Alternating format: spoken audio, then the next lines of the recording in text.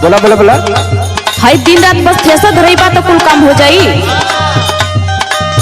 अरे थ्रेसर ना धरे ट्रैक्टरवा वाला भगा दे तो कहाँ से आई।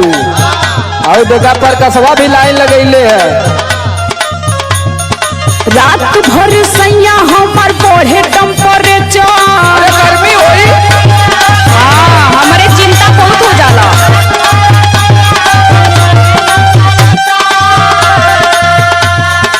कूलर में रहा, कूलर में। रात भर सैया हमार बढ़े टेम्परेचर। तू धरावेला थ्रेसर, तू धरावेला थ्रेसर।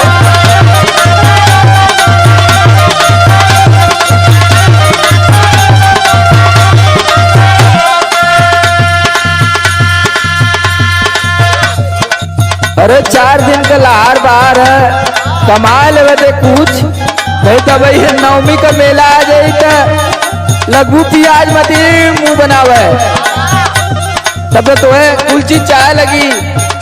दुनिया भर का टिम्मा पलले ही। सुन सुनावा कैसे छनी पूरी रोज रोटियां बेलाई।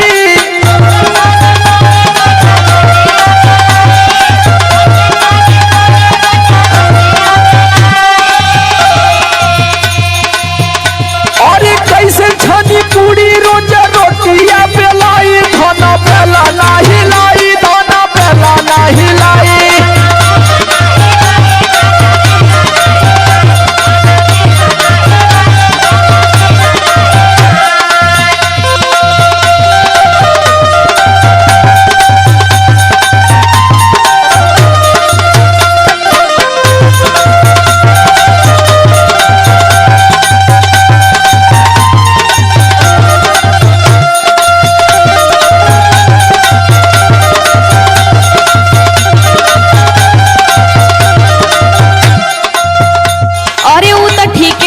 जाना तानी कि कमैबा ना तो का खायल जाई, लेकिन तनी घरों रहल जरूरी समझा।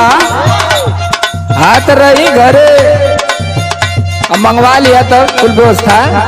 सुना सुनावा। जहिया से चढ़ल बाटे चैत के महीना।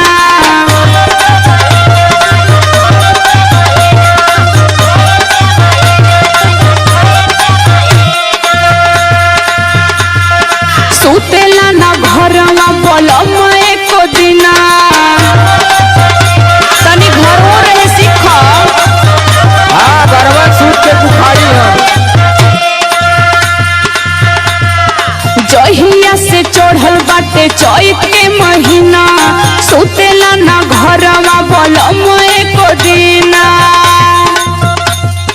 दाबी दाबी तकिया बिगोर जाला नेचर। अरे टीवी देखल कर पगली, टीवी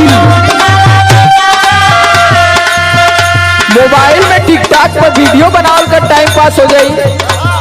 देखा थी कुल मेहरारू बनावत थी। हमरे ना आवेला हो। यह खाली तोरे ना वाला। अरे संदीप राज उर्फ राज से सीख ले, वो तो टिकटॉक का स्टार है।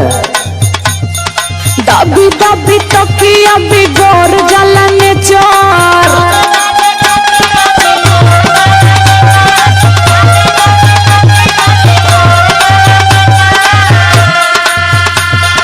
दाबी दाबी तकिया बिगोर जाला नेचर। तू धरावेला थ्रेसर, तू धरावेला थ्रेसर।